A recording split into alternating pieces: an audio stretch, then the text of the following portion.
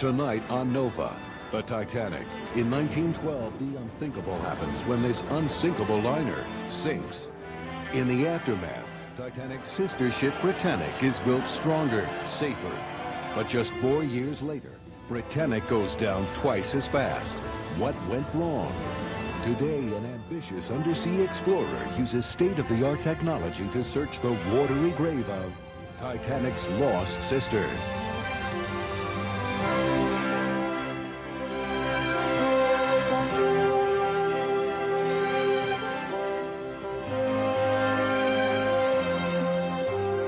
Nova is funded by Prudential.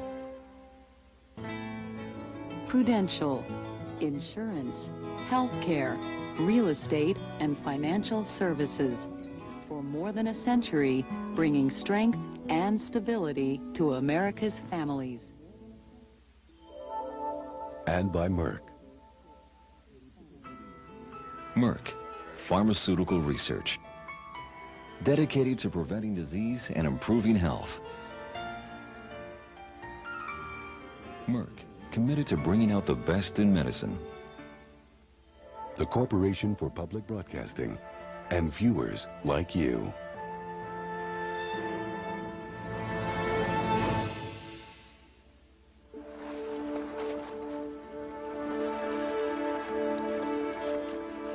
Aboard this ship, moored off the island of Crete, an undersea exploration prepares to get underway.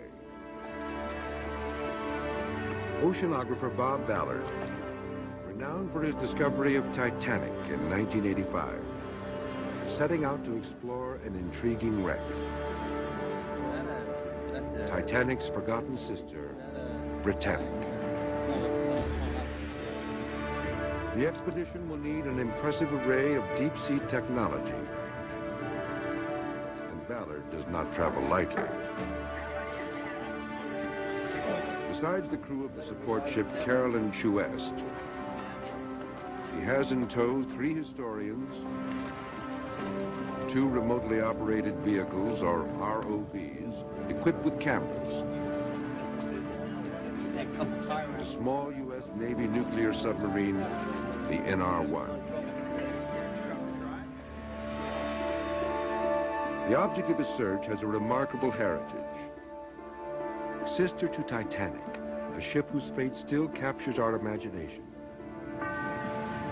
Britannic is the last of a formidable trio built by the White Star Line in an effort to dominate the North Atlantic passenger trade. Her history is cloaked in intrigue. Britannic's sinking while serving as a hospital ship during World War I is still the subject of much debate. Was she the victim of a deliberate German submarine attack? Or did she hit a mine intended for a military target? The historians on board, Simon Mills, the only published author on Britannic, and Eric Sauter, an expert on the White Star Line, are hoping this expedition will resolve the mystery. A third expert, Ken Marshall, is the foremost illustrator of Titanic and other notable 20th century ships. The technical accuracy of Ken's work has made him invaluable to Ballard in past expeditions.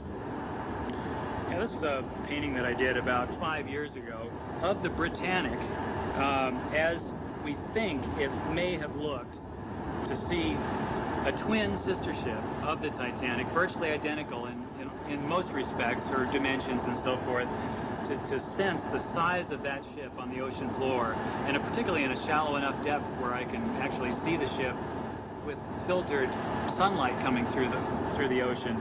It should be an eerie and awesome experience. So a course of 210 from his present position. Ballard is also excited at the prospect of seeing Titanic's sister ship lying on the ocean floor. That way, then when he bought it. The discovery of Titanic was the highlight of his career. But since then, thousands of objects have been salvaged from the wreck site. Powerless to stop it, he has explored other wrecks in the pursuit of a personal vision. I've been really searching for the optimum piece of history to experiment on and try to create the first undersea museum. I thought it might have been the Lusitania, but when we went out there, it was so tragic to see how destroyed it was. There's certain things we must preserve. I mean, the Titanic was incredible. The feelings, the power of going there was like going to Gettysburg the day after the battle. Why should I be the only one that gets to go to a place and as soon as I leave, it's leveled?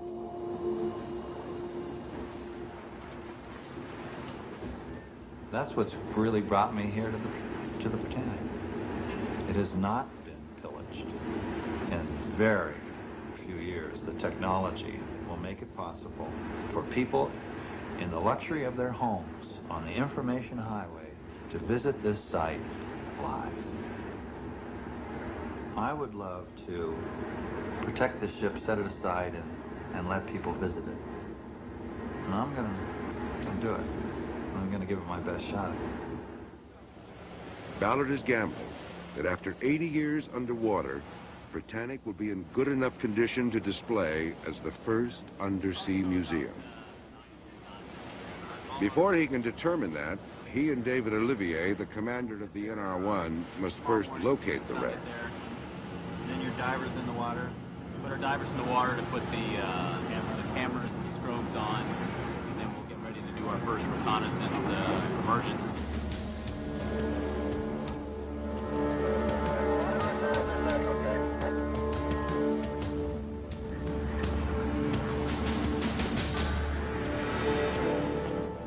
The NR-1 and the Carolyn Suez make their way to the Kea Channel.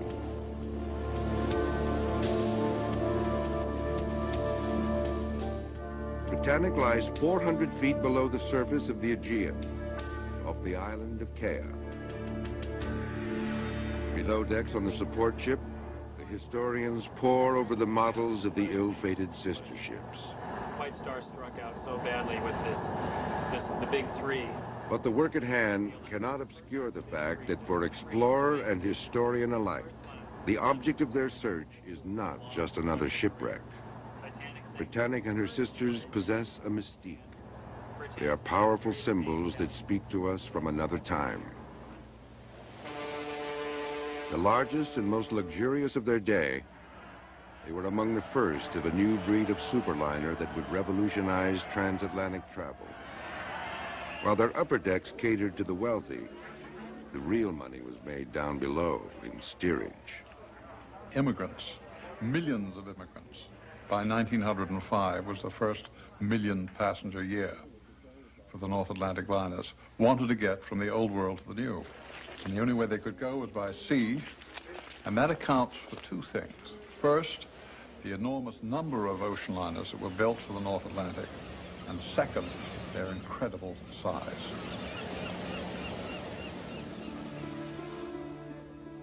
Belfast, Ireland. In the deserted corners of the modern Harland and Wolff shipyard are visible reminders of the massive effort it took to build these very special transatlantic steamers.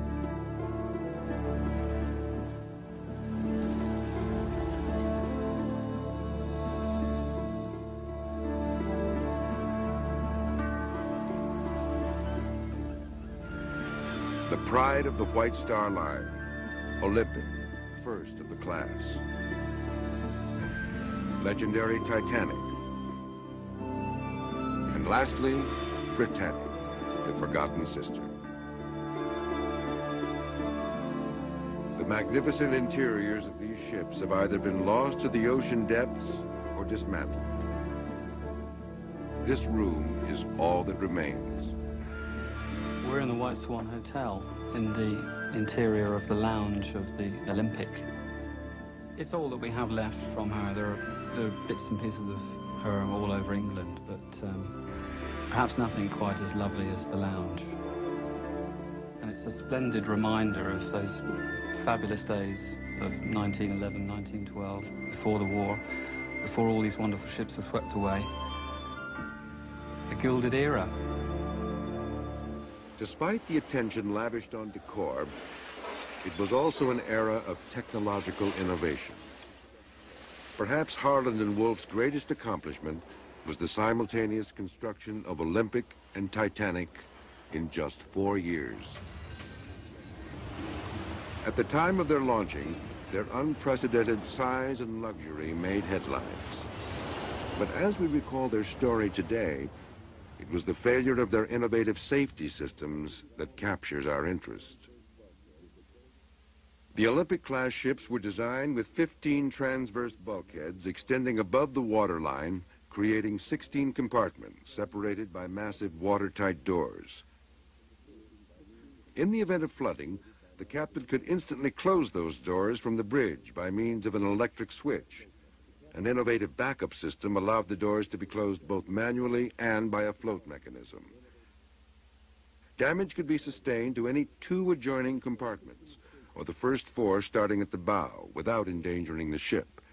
This system of safety features would prompt the most reputable of British shipbuilding magazines to call the Olympic class practically unsinkable.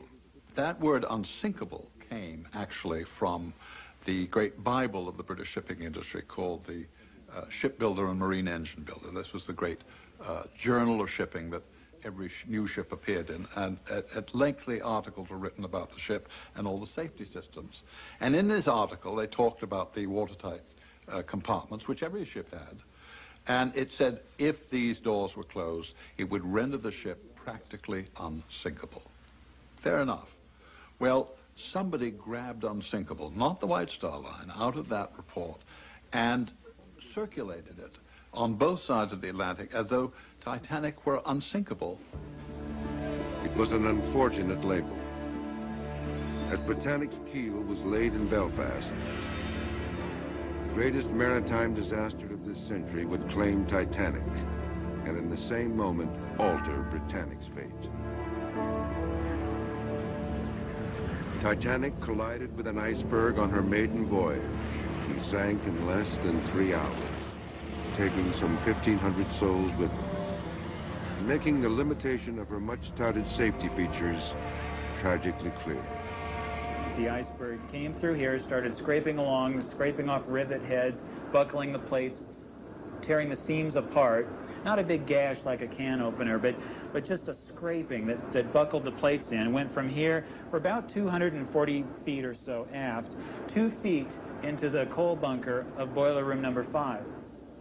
The bow started to sink. The water eventually, inevitably, came up over that bulkhead and flowed into the next compartment and into the next. And it was just a mathematical certainty, plain and simple. No matter how you sliced it, the ship's going down. Titanic was doomed. But why the staggering loss of life? The time it took for the ship to sink should have allowed ample opportunity to evacuate all on board. The disaster reached epic proportion because of a bureaucratic oversight. The Olympic-class ships had far too few lifeboats due to outdated Board of Trade regulations. The regulations had been written in 1894, when the largest ship afloat was considerably smaller than Titanic. Of the more than 2,000 passengers and crew on board, only 705 would survive.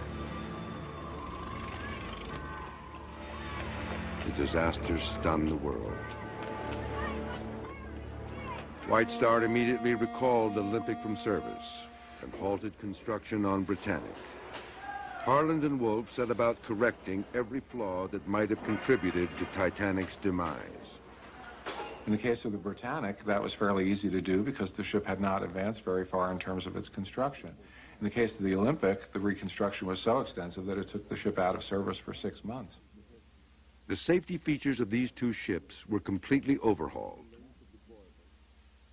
They were fitted with an inner skin that ran the length of the boiler and engine room compartments. 5 of the bulkheads were extended up as far as the bridge deck. These precautions would allow both ships to float with 6 compartments flooded, 2 more than Titanic. Belfast, February 1914. Britannic is finally launched.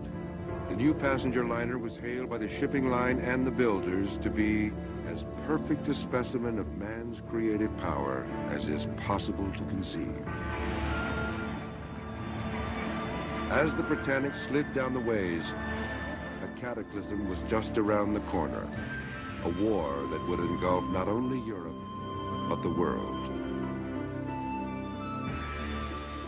Even as the last of her grand interiors were being installed, Titanic was requisitioned by the British Admiralty and transformed into a hospital ship.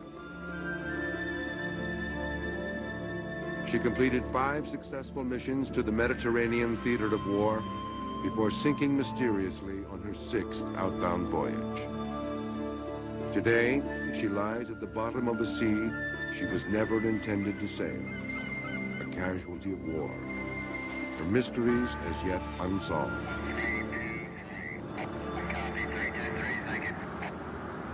The object of Dr. Ballard's search.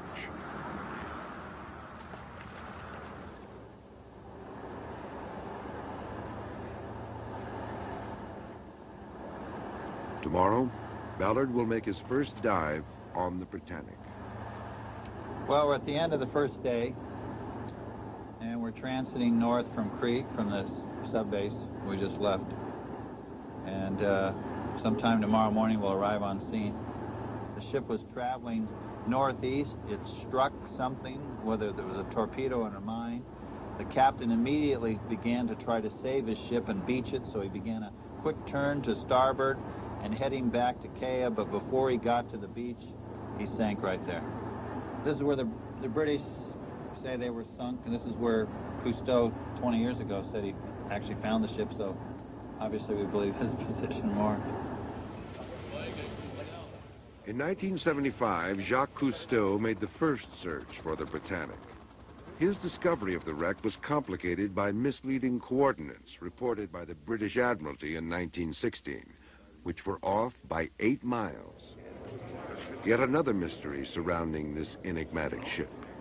But we've got to relocate it. We don't know exactly where it is. So the first and foremost, we'll, transit over from the support ship, get in the sub, and go down and find it.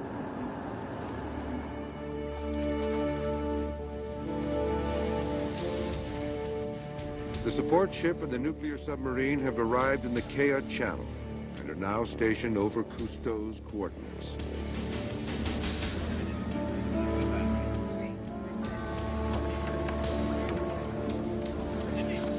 Ballard boards the NR-1 for the first exploratory dive to locate the Britannic. All right. All right, welcome aboard. Well, thank you. You ready to go? I'm ready. Let's do it. All right, let's dive.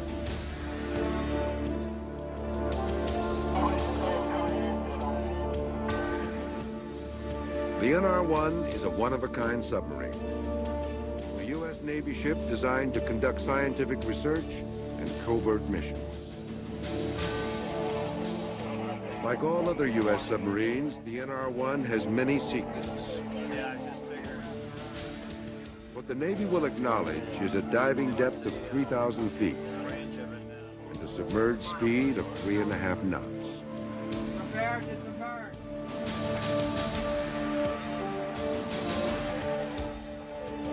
Dive.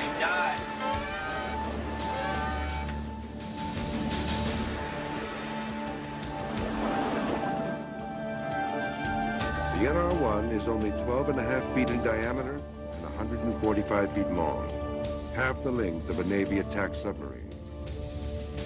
2/3 of that space houses its nuclear power plant. The crew of 11 works, eats, and sleeps in the remaining 1/3. It's a little cramped. The submarine has cameras mounted on the hull, giving the search team many views of the undersea environment. But the real work of detection and navigation is covered by sonar. NR-1's deep submergence obstacle avoidance sonar has a classified range and frequency. Ballard hopes that if the Britannic is even close to this last reported position, this powerful sonar will detect it quickly.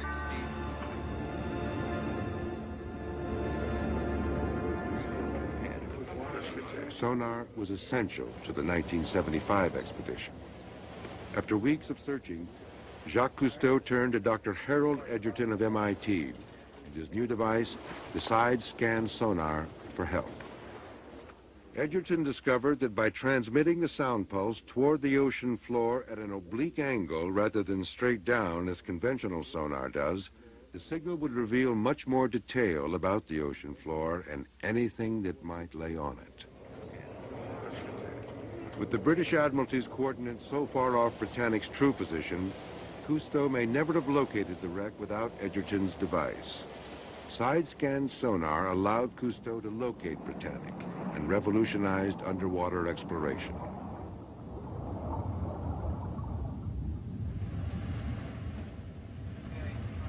Go down. Over an hour into the dive, and still no trace of the ship. This is an expanded display of that cursor bar. Right. We'll wait for a new there. That's the ship. Sonar has locked on Britannic. Looks like the rudder and propellers right there. That's the sweep of the hull. That would be the bottom. That would be the superstructure. So it looks like we're coming in on the stern. Okay. You're coming in this way. You're coming in from the northeast. Right. That sounds right. And then we'll see whether we see a bow or a propeller. That'll tell us. But it looks like it's believable. Thank you, Mr. Cousteau. Captain. These ghostly black and white images from the NR-1's cameras offer a tantalizing first look at this once proud Leviathan.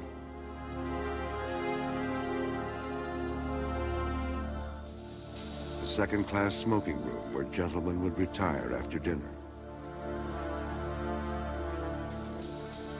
The first-class promenade deck where society's elite were meant to stroll. The lifeboat davits,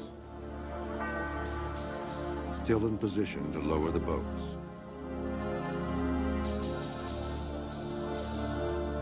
The individual images are promising, but they fail to give Ballard the overview necessary for an accurate picture of the ship's condition.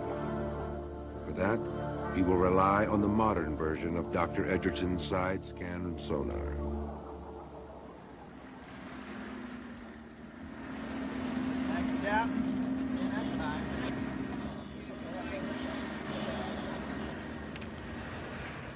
Printed out on board the Suez, the side-scan images are unrolled for all to see. Look at that. Oh, wow, look at that. Oh, my God. Oh, my God. That's a photograph.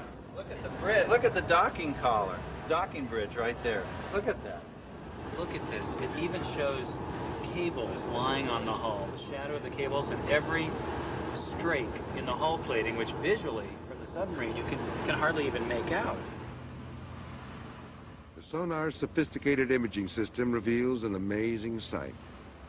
The silhouetted shape of the Britannic in its entirety. Ballard and his team are elated. It's yours from here. I know it. Look at this. The slightest little relief. Here's where you see the top of the davits, and that's where the compass tower shows up, right? Oh my God. Look at that. You can see through the rudder to the other propeller. Ken, you're out of a job. This is the first evidence that Britannic is as well preserved as Ballard had hoped. Here lies a nearly intact version of Titanic.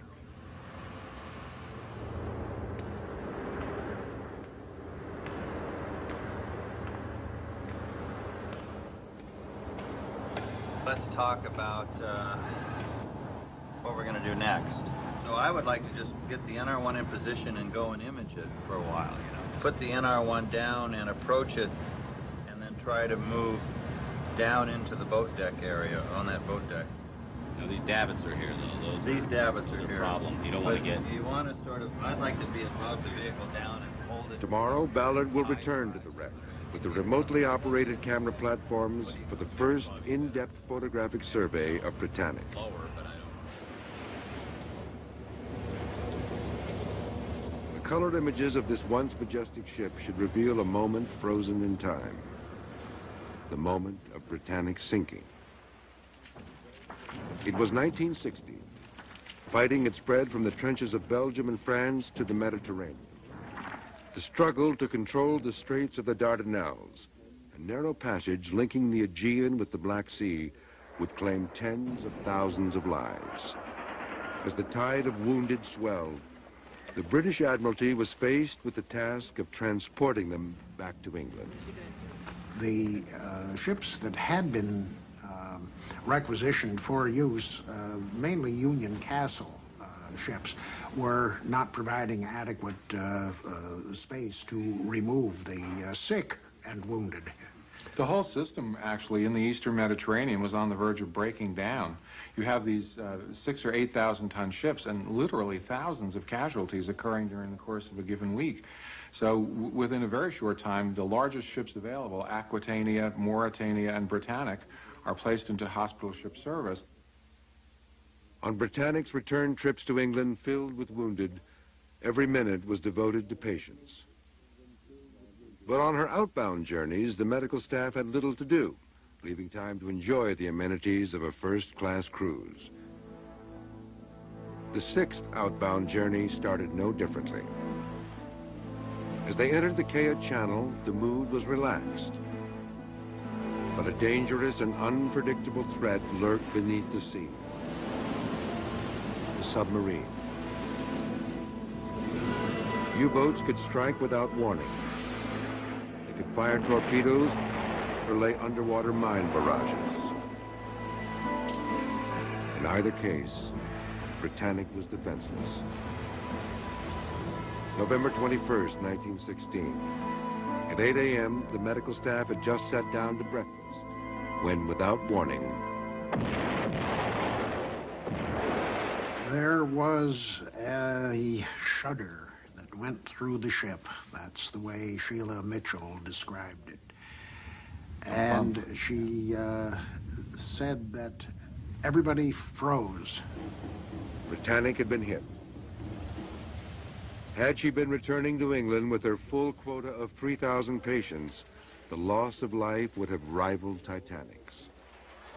But thanks to the efficient lifeboat system installed after Titanic's sinking, most on board would escape.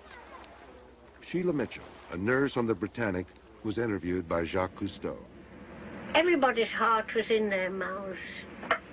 When she was turning, of course, I was thinking, oh, my trunks will be sliding under the other girl's bed.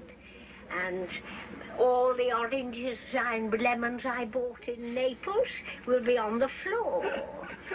And where is my clock? You know, things like that. The speed with which Britannic sank is one of her great mysteries. This period footage can only simulate the awe-inspiring sight of watching such a massive ship disappear. Britannic, a ship that was fully redesigned to benefit from the lessons of Titanic, somehow sank in a mere 55 minutes. The Britannic was in the very early stages of her construction when the Titanic sank. They stopped the construction and rethought everything in order to make Britannic really, really safe. And they learned from the Titanic. They made the bulkheads much, much higher. They gave her a complete double hull, a double skin, so that it just covered all the bases. And here she went down in less than an hour.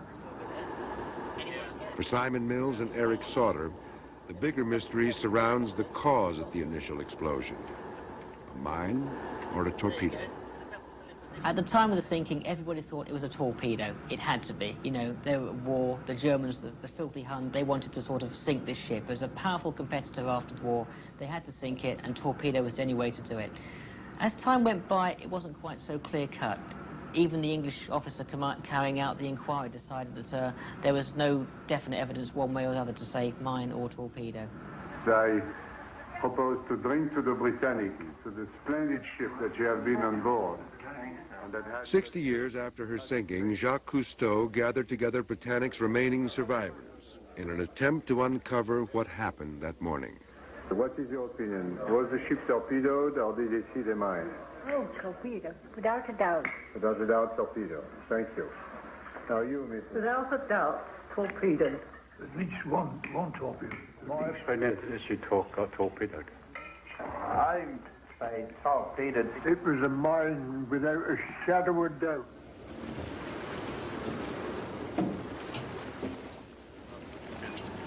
So that way we don't have to do anything. We just get out of their way. They come in underneath us and reposition their chin on that. The next and most difficult phase of the expedition will attempt to solve these mysteries. It will be the first joint operation involving the support ship, the ROVs, and the NR-1s. What do you think her turning radius was? She couldn't turn by the rudder because she was disabled. She had to turn by the screws. So in fact, she probably turned in quite a tight area, I think. Ballard has promised the historians that he will try to explore the area where the explosion occurred. If the ROVs can maneuver into the damaged area, the hidden recesses of the gash might provide clues to Britannic's mysterious explosion and rapid sinking.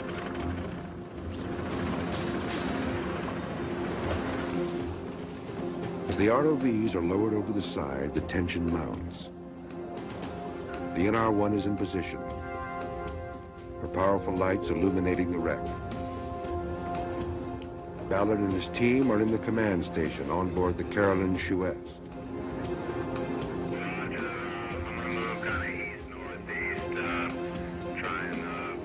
Monitors connected to the ROV cameras are the focus of the room. We got something coming into view. Ballard directs the ROV pilot who controls the depth, direction, and speed of the robot from a distance of more than 300 feet.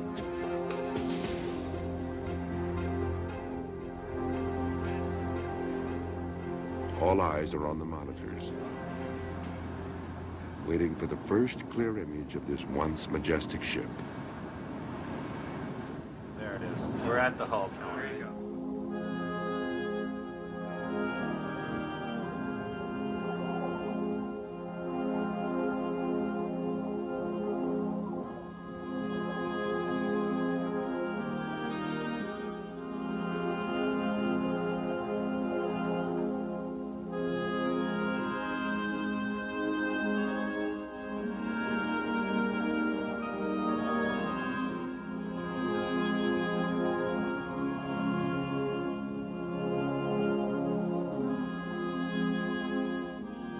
Britannic.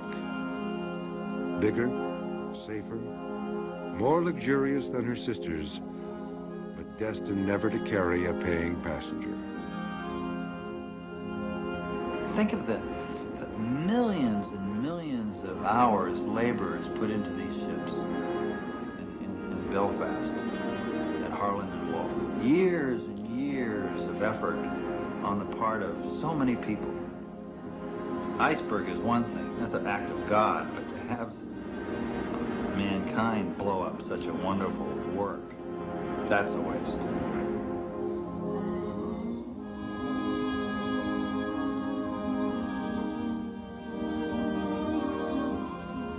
Britannic's massive propellers, 23 feet in diameter, evoke memories of a gruesome incident.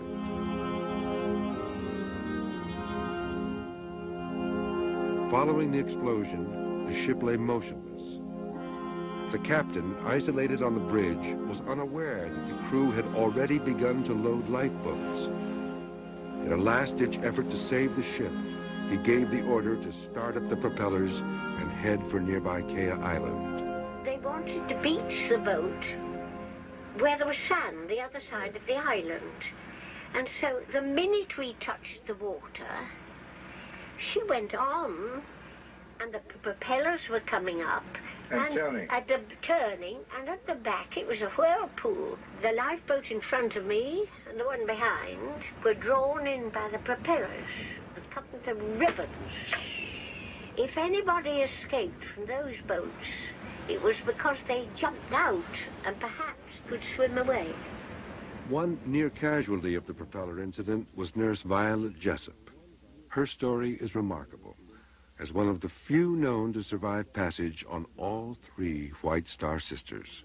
Violet Jessup, whom I had interviewed for a book, told me that she was not only on the Titanic when it went down. She was also on the Olympic when it had not a very serious accident, but there was a collision in Southampton water. Then the hat trick that she was also on the Britannic as a nurse's aide is extraordinary. Violet told me that she got into a lifeboat which was lowered down, and when it reached the water and was cast loose from the blocks, the descending blocks, she suddenly saw everybody jumping out. So Violet jumped over the side and thought she was going to sink forever, and finally came up and hit the bottom of the lifeboat. Her head fitted as she came up. Then she groped around in the dark, thinking her end was nigh, and found a hand, a man's hand, which she could tell was alive, and they held their hands together and came up to the surface. Leaving the propellers behind, Ballard guides the ROVs toward the bow for the first look at the most dangerous part of the wreck, the jagged gash caused by the explosion. The damage, depicted by Marchal based on Cousteau's accounts, gives Ballard reason for concern. The jagged hull plating could easily sever the ROV's umbilical cord. Keep going. There's the beginning of the gash.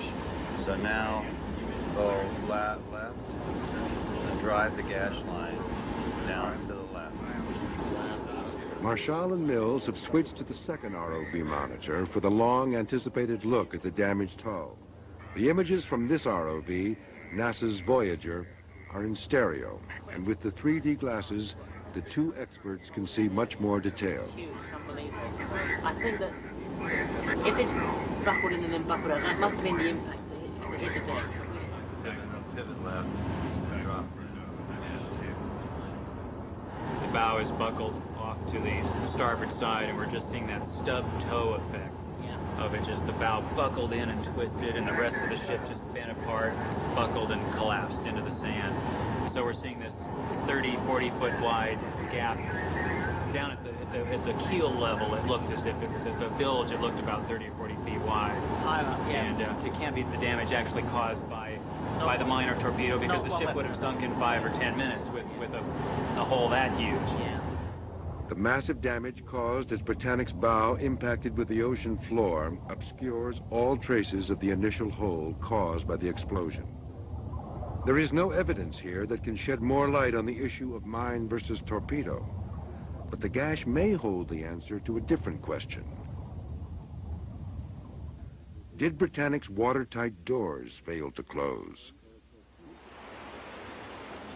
A single mine or a torpedo of that era would have damaged no more than 1 or 2 compartments.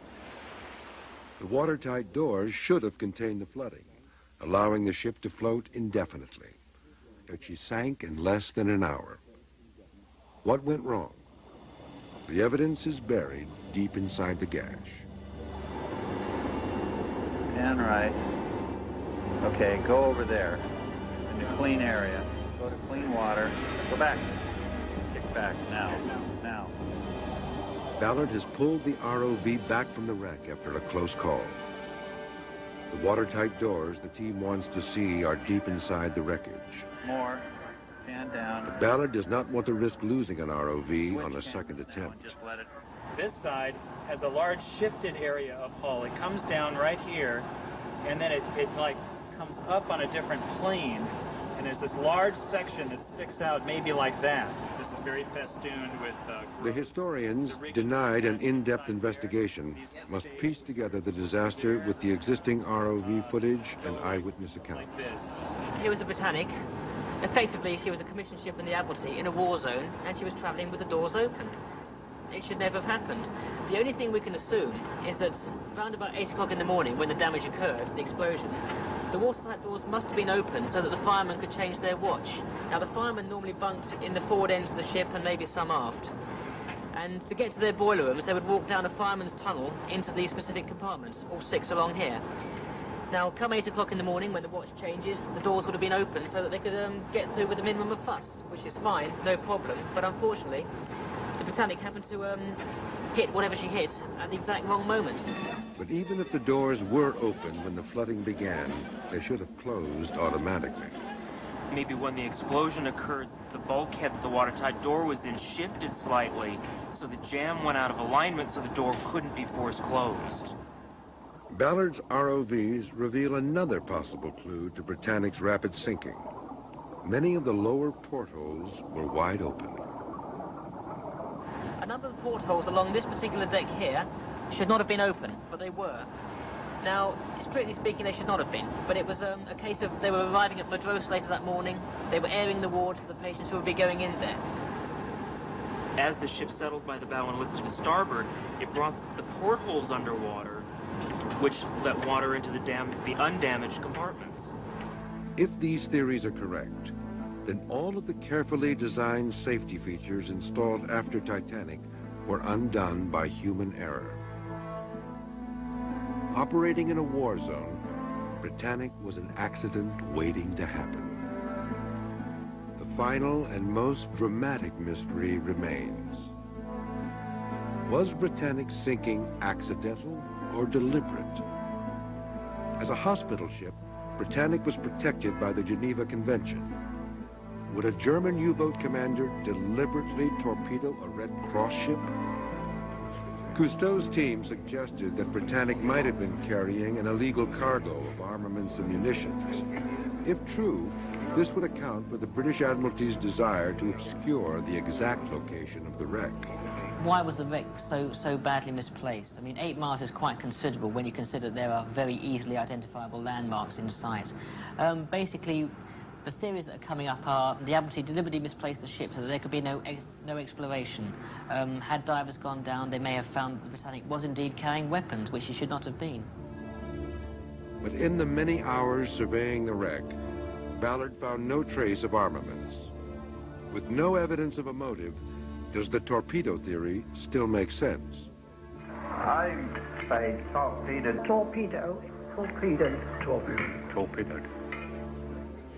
To the survivors, it certainly did. One thing we mustn't forget about the First World War, in Britain in particular, was the absolutely rabid paranoia about what the Germans would do. So the consensus was, when the Britannic went down, which not many people knew, you see, don't forget this was cloaked in wartime secrecy. This was not something that was as publicized as the Titanic loss. The perception was that it was somehow a German torpedo. Now, beastly as they used to say the Germans could be, I don't think they would have torpedoed a hospital ship. Yet in February 1915, the hospital ship Asturias was attacked with torpedoes in the English Channel. The ship took evasive action, but in this case, the markings of a hospital ship were no defense against an overzealous U-boat commander. It was after the war that things began to be a little bit clearer. Among the captured German papers, there was evidence that the U-73, a German long-range mine-laying submarine, had laid mines in the Kiel Channel at the end of October. Now, that was a full month before the Britannic was in the area, but it would appear that this particular barrage was in exactly the same place that the Britannic was sunk.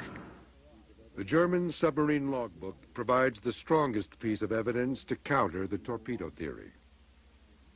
The U-73 belonged to a class consisting of U-71 through U-80. And these were relatively small submarines, and they were mine layers. They were not really known for their torpedoing capabilities, although they did have some. Commander Gustav Zeiss's logbook, made public after the war, gave precise coordinates for the placement of 12 mines in the Kiel Channel. The U-boat dove to a depth of 65 feet to avoid detection. We also have the interview done by British intelligence services of a prisoner of war. He said, without any doubt, the Britannic had hit a mine that had been laid by the U-73. If Britannic were sunk by a mine, then evidence should remain on the ocean floor in the form of an anchor and chain that were used to hold the mine in place. This is the mine, the type of mine that the U-73 laid just before the Britannic passed through this channel. This is what the Germans claim the ship hit. And the British naturally said it was a torpedo. And so if we find this and around it debris, particularly from the bow, then it'll pretty well ice it that it hit a mine. So we have an idea. In pursuit of this physical evidence, Ballard will rely on a method of undersea investigation that enabled him to find Titanic when so many before him had failed. The debris field theory. Everyone sees ships sink. You see the World War II movies and a torpedo and the ship goes up and the air goes down. You never think about what happens after it go up. And so instead of just falling straight to the bottom, which most people would assume, what happens is the ship breaks up. In the case of the Titanic, it broke in half. And all of these objects went into the water. Some were very heavy, like a safe, and some were very light, deck chairs, gloves, and shoes. Ballard found that the underwater current created a systematic trail of debris stretching for more than a mile. This breakthrough enabled him to try a new approach in searching for Titanic. I realized that I don't want to look for the Titanic. It's only 94 feet wide. I want to look for its debris trail. And it fell 12,000 feet. In other words, could I be looking for something that was a mile long instead of 94 feet wide? Well, that's a totally different strategy. Ballard's decision to search a wide area for this fallout rather than a narrow one for the ship itself led to the Titanic. In the case of her sister, the logic will be reversed. Since Britannic traveled some 55 minutes after the impact, there should be a clear trail of debris leading from the wreck to the anchor chain. The U-boat commander's coordinates and Britannic's last recorded position are added to the equation to help determine the search area. See, this is probably the same strike right here. The next step is to send the NR-1 around the wreck to find the start of the debris field.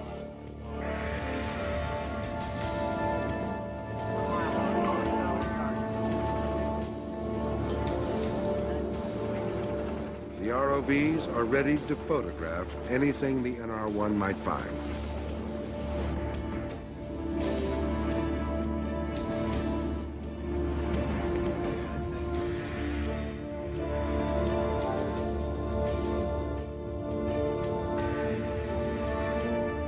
An hour passes, and then an exciting discovery. The NR-1 finds Britannic's gigantic funnels virtually intact, strewn in a distinct path leading away from the ship.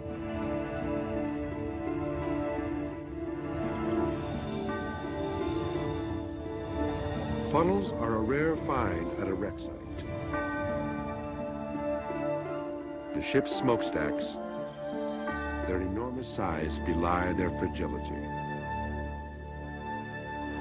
Funnels have been known to just be swept away in strong winds and heavy seas sometimes on ships. So they're not like the hull itself. It's really strong, very thin metal. I'm amazed that they're still intact, that they aren't fine, that they're not corroded away. I'm amazed. Yeah, very rare. 4 Britannic funnels still virtually intact. But are they the start of the debris trail? We looked at these two, and then we went out and saw a single funnel. If we go back through the, sight along from the center of the wreck to this funnel and this bunch of funnels, and then the next one out there, that would start us on the trail toward the course the ship was taking, and could lead us back through the debris trail to the spot where the mine, we think it was a mine, actually blew up. With the Carolyn Suez due back in port, time is short to follow this promising lead. 10, 15 feet. Ballard gives the NR-1 instructions to follow the funnels and head toward the U-boat commander's coordinates.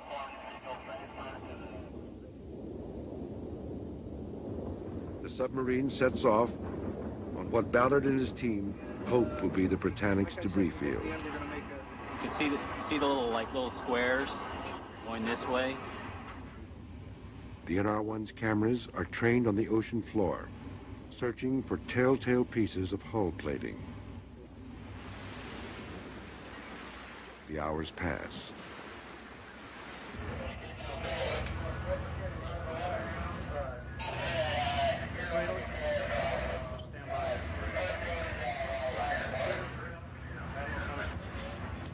Second target's about 5.5 miles.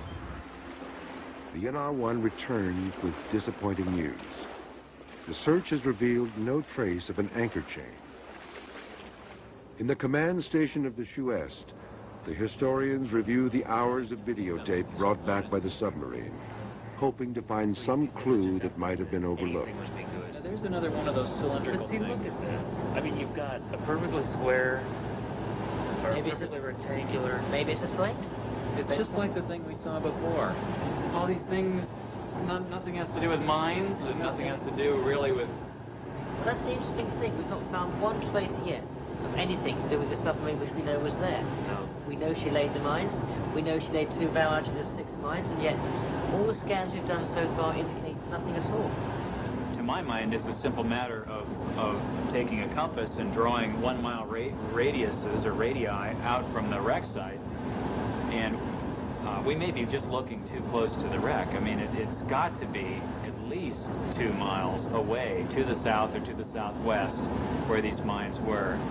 The only conclusion we can come to is that the German captain, Gustav Seiss, probably got his position wrong. I have a feeling that they're a bit further to the southwest, somewhere down there. No anchor chain, no debris field, and no more time to search. Without conclusive evidence, the question of whether or not Britannic was the victim of a vicious attack or an unlucky casualty must remain open to speculation. But Ballard is far from disappointed. His vision extends beyond this expedition. There's something mystical about a great ship like this. It's sort of like to solve everything is to make it no longer important. No, I'm real happy. Having been disappointed by the Lusitania, having gone out to find this perfect ship and to find something that was far worse than the Titanic, far worse, just destroyed, a pile of junk in the bottom of the ocean, to then come and find that perfect ship. I mean, this is the most perfect ship of this vintage. I mean, you know, certainly sink one tomorrow and it'll look prettier, but this is the most perfect ship I've ever seen. I think the Britannic, when everyone sees how well preserved it is, it'll lead the way, and then I will move into the next phase. Of all the wrecks Ballard has explored, none have offered as much potential for his plan to create an undersea museum as Britannic. In the memory of those who perished in the sinking of the HMHS Britannic, November 21st, 1916, and dedicated to all those who lost their lives in the War of 1914. This commemorative plaque is a point of honor for Ballard, who firmly believes that wreck sites should be left undisturbed. The only mark of his passage will be this token of respect for those who perished here. For all of our technology, the oceans of the world remain largely unexplored. Their dark floors littered with forgotten relics of human history. And even those clues that are brought to light keep a jealous hold on their secrets. If Britannic someday offers us a virtual window into her past, it will be the lure of those secrets that will keep us coming back.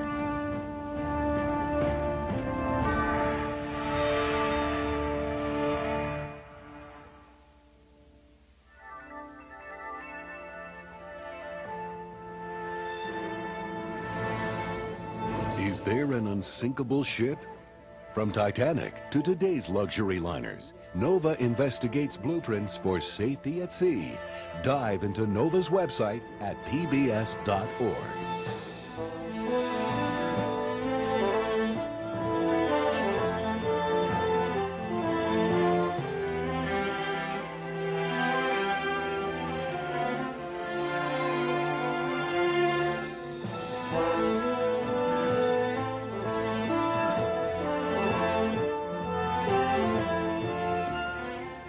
To order this show for $19.95 plus shipping and handling, call 1-800-255-9424.